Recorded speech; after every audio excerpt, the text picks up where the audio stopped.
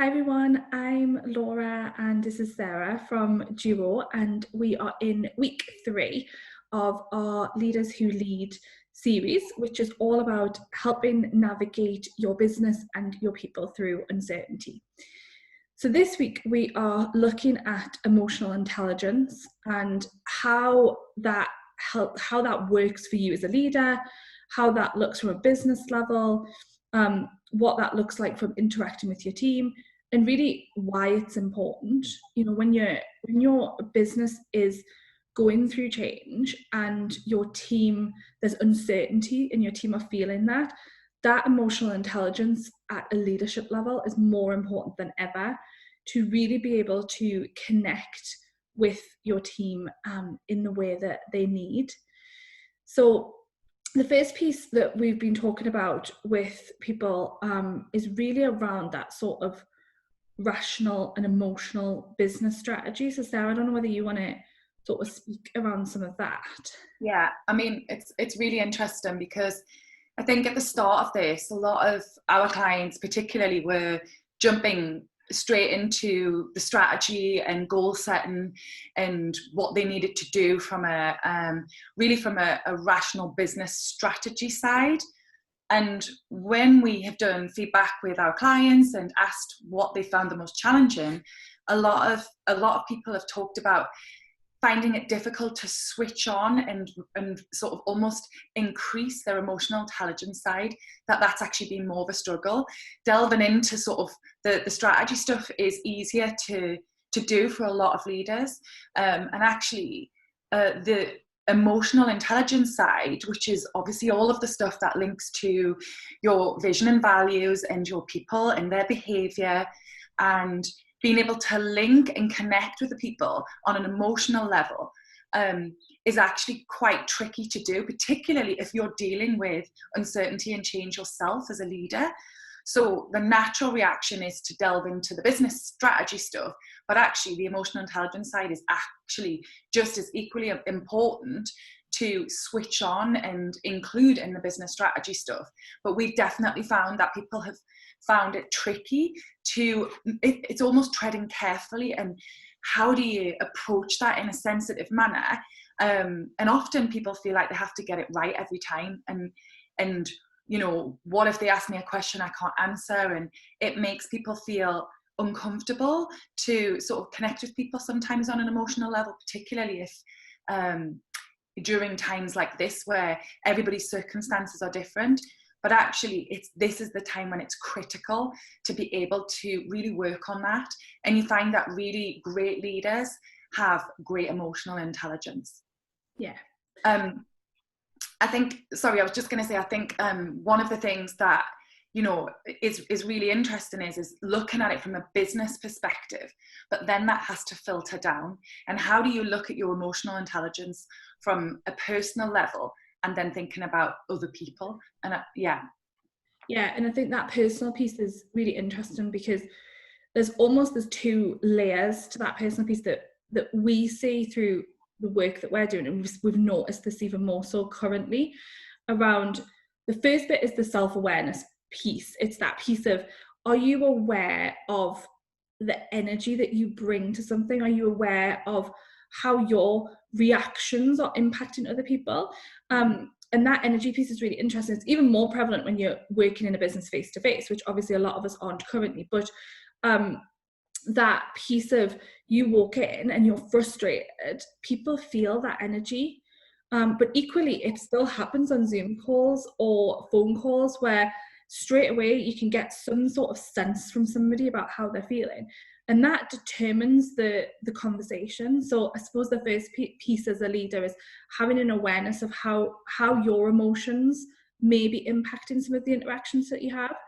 But then the sort of self-regulation piece kicks in, because, you know, we've seen over the years lots of leaders who are very self-aware and do lots of training and are aware of the things that they bring, but they struggle with the regulation piece of it.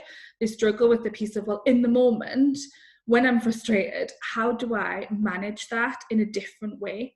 So that self-regulation piece is the piece that's even more important, because sometimes it's even more frustrating. We've had feedback. We've been doing lots of surveys recently, had feedback from team members that it's even more frustrating when somebody's self-aware but they don't do anything with that knowledge.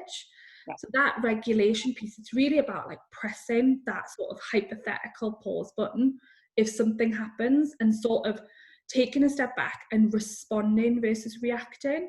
How do I respond in the right way that's going to drive the right outcome versus that emotional reaction that I sort of want to have? Yeah. It's a huge piece, isn't it? With leaders, but also with team members. It's that, we often say you have to start with yourself, and a lot of the work we do is like, we'll help you have and gather the insight into yourself first, and that you have to start with that initially, and then that moves into then what do you do with that intel and that insight, and help the way that you then socially interact with other people. So that social skills piece is really important. It's not enough just to be strategic and as a leader to be intelligent. You have to then look at really how do you translate that into being able to connect with people. And for some of us it's way more easier than others. For some of us they have a natural flair. We have leaders who naturally have that social skills and that emotional intelligence to be able to work with people on all kinds of levels and adjust their style depending on the other person, and really sense emotionally what the other person needs. But for some of us, it really does take some self-development. And the good news is starting with yourself is the first stage, but then learning how to apply it and really lift your leadership style to be able to connect more on a social skills basis. There's also quite a bit of talk around empathy when you're looking at emotional intelligence. And, one of the things we say is empathy is not necessarily having to always jump in and find a solution and offer the solution, or empathize with someone's challenges and make it about something that you've also experienced. It's around thinking about how your body language can empathize, and listening is absolutely critical from a connection perspective. Sometimes people just want to have someone, a manager or a leader, who is listening to them, and that can be a nod, a body language, a reach out. It's really important that people, from a leadership perspective, that you think about your coaching style. Are you encouraging people to elevate and be able to feel empowered and be able to do things for themselves?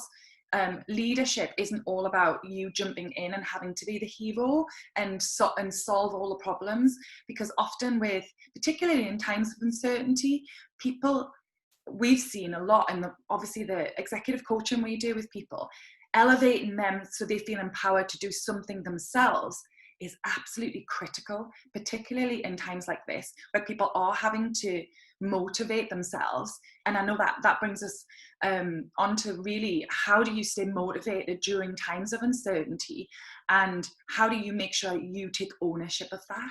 Yeah, absolutely. That motivation piece seems to be a big one, doesn't it? We've been doing quite a bit of training around motivation, and that's the piece that when we've done a lot of the surveying, people have said they've found that their motivation's almost like on this, they go up and down, and it's natural during uncertainty that your motivation dips every now and again. But the key piece as a leader is to understand, again, that whole self and others piece, understand how you're motivated so you can regulate your own levels, because if you're not motivated, the likelihood is you'll struggle to motivate your team.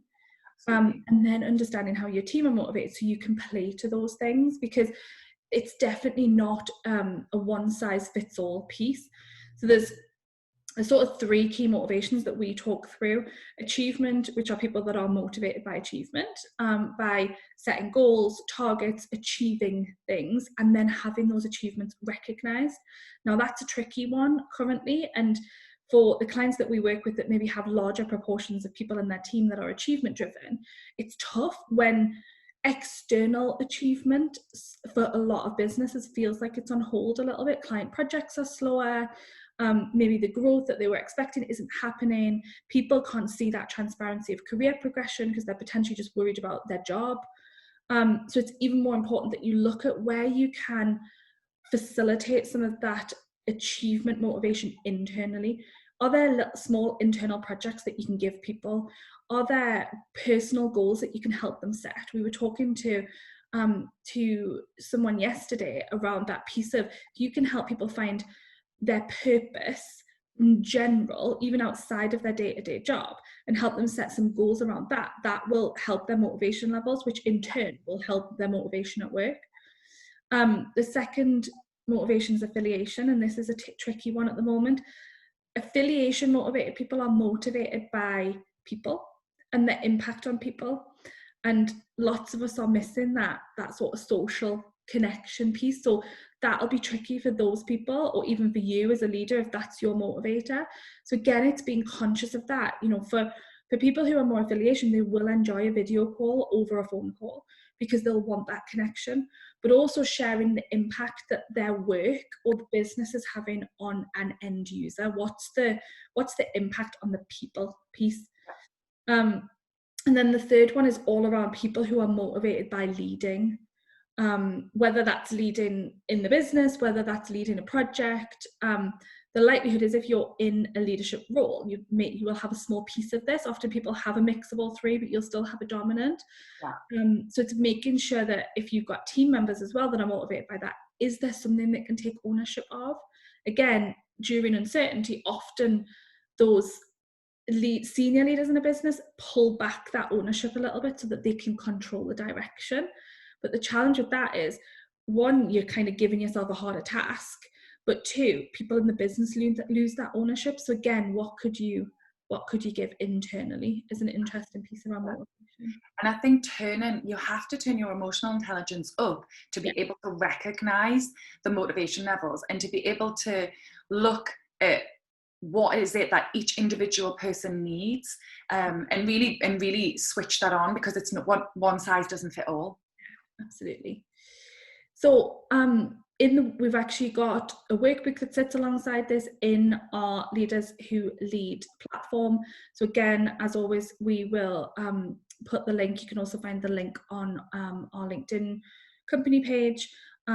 Log into there and download the workbook. It actually gives you some models to be able to go through to map out people's motivation levels in your business, and some models for looking at whether your business is tuned in on both a rational and emotional level. So there's really some interesting models in there to work through. But we hope you all have a great week, and we will be back talking to you next week. Thank you.